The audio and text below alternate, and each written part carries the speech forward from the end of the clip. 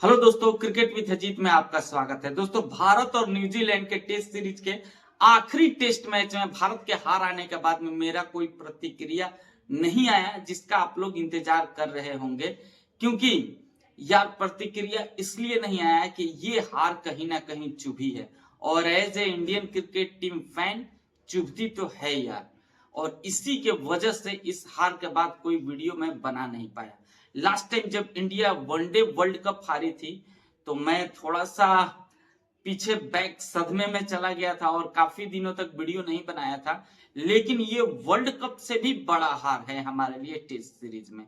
यदि test series का एक मुकाबला हारते हैं अपने ग्राउंड पे ना तो उतना नहीं चुभता है, लेकिन जो आज तक हुआ ही नहीं है भारत में वो ये रोहित शर्मा के कप्तानी में हो गया है। और रोहित शर्मा की कप्तानी में ही नहीं बल्कि भारत के नए गौतम गंभीर कोच बने हैं, उनकी कोचिंग सीट में भी ये बड़ा कारनामा हो गया है। और भारत इतने बड़े सीरीज हार के बाद में कैसे कमबैक करेगी ऑस्ट्रेलिया में जाकर के, और साथ ही रोहित शर्मा का कैरियर कैसा रहेगा टेस्ट क्रिकेट में, इन सारे ही मुद्दों पे बात करेंगे। उम्मीद है आपको वीडियो पसंद आएगा, तो लाइक और चैनल को सब्सक्राइब जरूर करिएगा। दोस्तों, सबसे पहले हम न्यूजीलैंड के बेहतरीन खेल के ऊपर में बात कर लेते हैं। तो इस टेस्ट सीरीज में न्यूजीलैंड ने जबरदस्त खेला है। उनकी गेंदबाजी और उनकी बल्लेबाजी पूरी तरह से हमारे बल्लेबाज को और हमारे गेंदबाज को नेस्ता नाबूद करती नजर आई इस टेस्ट सीरीज में। खास तौर से विलियम, क्योंकि वो इस टेस्ट सीरीज के मैन ऑफ द सीरीज रहे और विलियम के लिए ये एक बहुत बड़ा मौका था जहां पे वो भारत में आकर के परफॉर्म करके गए हैं।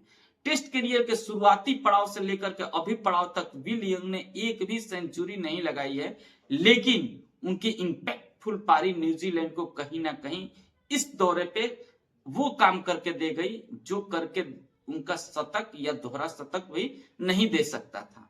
लेकिन विलियम बने मैन ऑफ द टूर्नामेंट और इनकी पारी भारत के गेंदबाजों के ऊपर में पड़ गई भारी।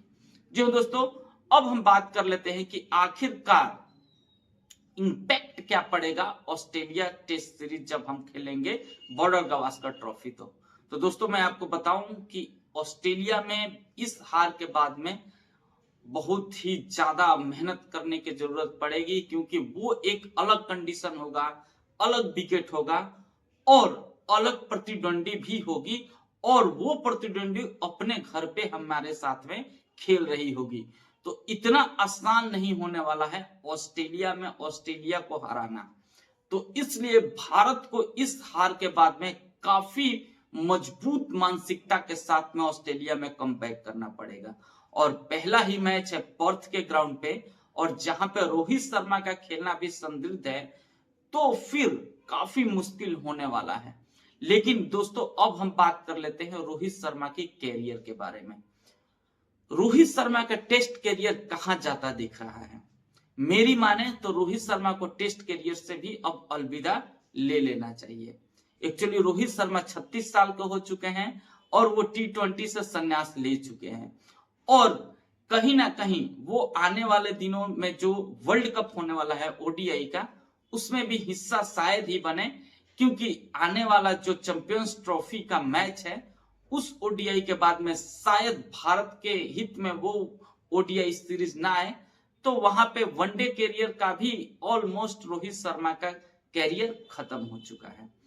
और जब टेस्ट मैच में हम न्यूजीलैंड के सामने हार गए पूरी सीरीज, तो हमारे लिए अब टेस्ट जो WTC चैंपियनशिप है उससे भी बाहर होना अब तय हो गया है। तय क्या हो गया? ऑलमोस्ट हम बाहर हो चुके हैं। तो यदि अब हमें एज ए फ्यूचर टीम एक बनाना है तो कहीं ना कहीं एक बड़ा डिसीजन लेना पड़ेगा। रोहित शर्मा के ऊपर में ये डिसीजन हो सकता है। विराट कोहली जैसे प्लेयर को मैं शायद एक मौका और ऑस्ट्रेलिया में देना चाहूंगा। मैं वैसे मैं कर रहा हूं, लेकिन मैं एक अपना ओपिनियन ही आपके सामने रख रहा हूं, जैसे कि आप भी उस ओपिनियन को सपोर्ट करें। दोस्तों, मैं आपको बताऊं कि अब हम WTC के फाइनल खेलने वाले हैं नहीं, और कोई भी खिलाड़ी जब टीम में होता है तो उसका एक विजन होता है। शायद रोहित शर्मा इस टेस्ट टीम के कप्तान का विजन यही थे कि वो टेस्ट चैंपियनशिप तक, फाइनल तक हमें लेके जाएंगे, लेकिन अब ऐसा हो नहीं सकता है। तो क्यों ना हम इसी बॉर्डर गवास्कर ट्रॉफी से एक नई टीम की तरफ जाएं, कुछ नए प्लेयरों को मौका दें।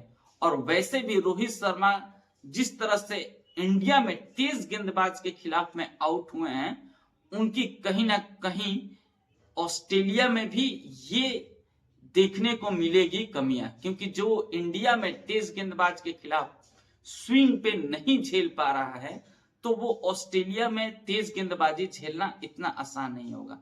दोस्तों, मैं रोहित शर्मा के तेज गेंदबाजी खेलने के ऊपर मैं प्रश्न नहीं उठा रहा हूं, लेकिन कहीं ना कहीं रोहित शर्मा के टेक्निक में हुई कुछ गड़बड़ी के वजह से वो बार बार तेज गेंदबाज को सफर करते हुए दिखे हैं। लेकिन मेरा मानना यह है कि अब कहीं ना कहीं टेस्ट क्रिकेट का बागडोर आपको नए खिलाड़ी के हाथ में, नए कप्तान के हाथ में सौंप देना चाहिए। और रोहित शर्मा को यदि ऑस्ट्रेलिया दौरे के लिए अब टीम सेलेक्ट हो गई है, तो शायद हम ऑस्ट्रेलिया दौरे को खिलाने के बाद में यदि परफॉर्मेंस रोहित शर्मा का नहीं आता है, तो फिर हम एक नए खिलाड़ी के ऊपर में भी देख सकते हैं। और यदि इसी ऑस्ट्रेलिया दौरे पे कोहली का भी परफॉर्मेंस नहीं आता है, तो फिर एक बड़ा निर्णय की तरफ हमें जाना चाहिए। जिस तरह से पाकिस्तान एक बड़ा निर्णय ली है अपने बाबर आजम जैसे बड़े खिलाड़ी के ऊपर में, वैसे ही हमें भी एक बड़ा निर्णय लेना होगा, एक ब्रेव डिसीजन लेना होगा। आपको क्या लगता है, कमेंट्स करके जरूर बताइए कि क्या रोहित शर्मा को अभी भी टेस्ट टीम में जगह देना चाहिए, या फिर रोहित शर्मा को अब टीम से बाहर करने का टाइम आ चुका है, कप्तानी से हटाने का टाइम आ चुका है। ये कहे तो हटाने का टाइम नहीं, बल्कि एक उनका टाइम लिमिट अब समाप्त हो चुका है। दोस्तों, उम्मीद है आपको वीडियो पसंद आएगी और कमेंट्स करके जरूर बताइएगा कि क्या है आपका इस पे राय। मिलेंगे हम आपसे नेक्स्ट वीडियो में। जय हिंद।